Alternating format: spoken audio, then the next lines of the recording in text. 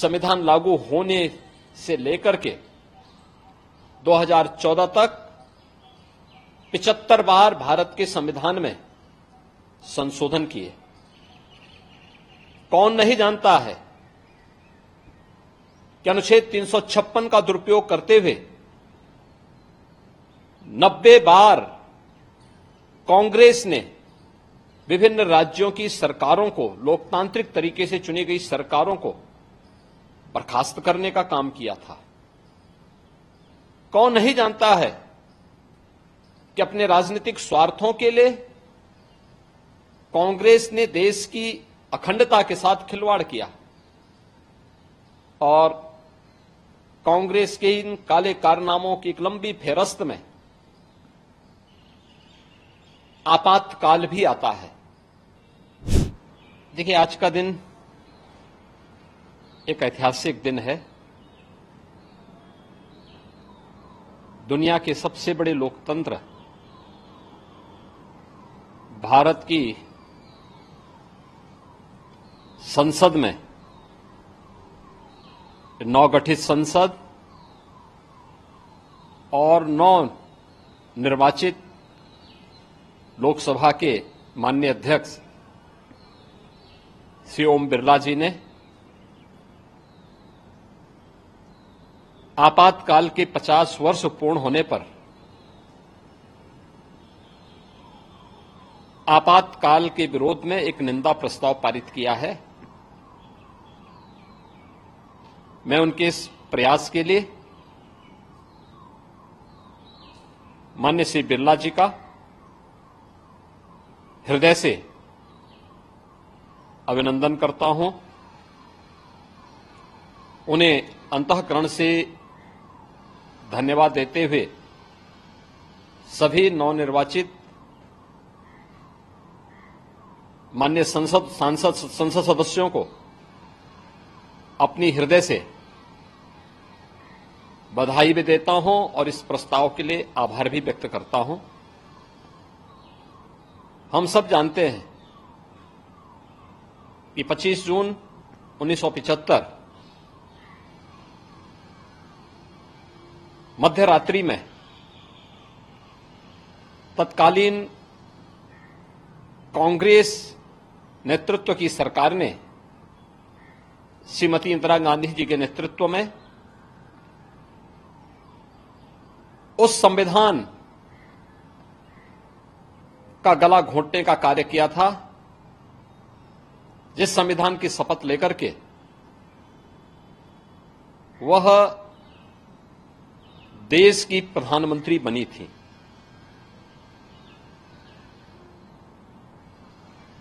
यह न केवल संविधान का गला घोंटने का उनकी प्रयास, कुत्सित प्रयास थे, बल्कि एक प्रकार से लोकतंत्र की हत्या करने का प्रयास था। 50 वर्ष बीतने के उपरांत कांग्रेस के इस काले कारनामों को जनता तक पहुंचाना आवश्यक है। आज भारत की संसद ने वही कार्य किया है,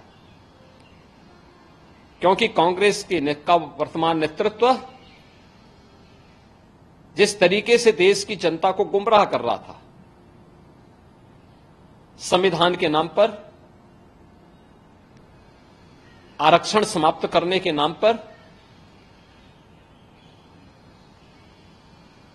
इसके लिए उनके काले कारनामों से देश की जनता को अवगत कराना अत्यंत आवश्यक है। और आज भारत की संसद ने वही ऐतिहासिक कार्य किया है। कांग्रेस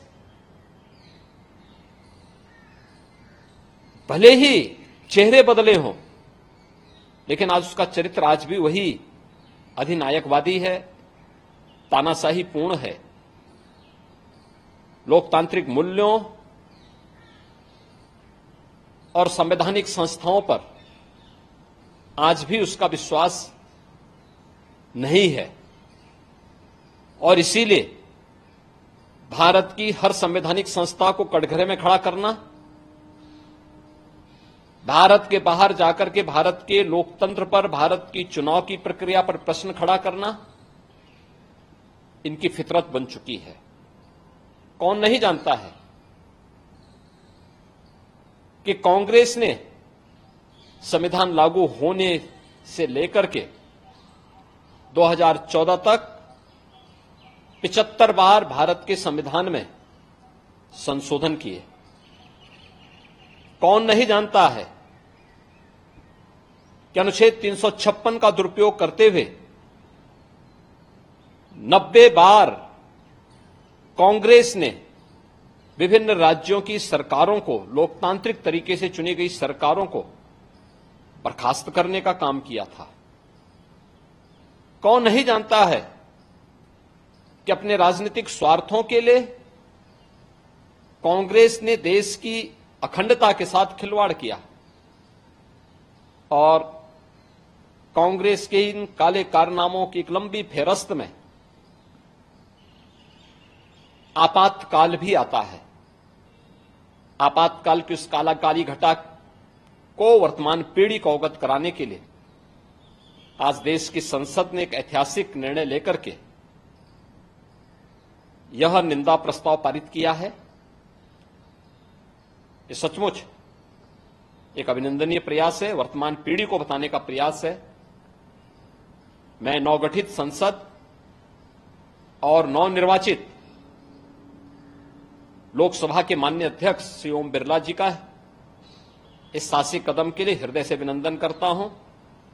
सभी नवनिर्वाचित माननीय संसद सदस्यों को हृदय से बधाई देता हूं और विश्वास व्यक्त करता हूं कि वर्तमान पीढ़ी को हमारी देश की संसद इसी प्रकार से इतिहास के अलग अलग कालखंड में देश के साथ किन लोगों ने किस प्रकार का व्यवहार किया है, इससे अवगत कराने का कार्य अगर भारत की संसद करेगी तो भारत की वर्तमान पीढ़ी न केवल उनके प्रति कृतज्ञ होगी बल्कि उनका मार्गदर्शन प्राप्त करते हुए एक नए भारत के निर्माण में अपना योगदान दे पाएगी।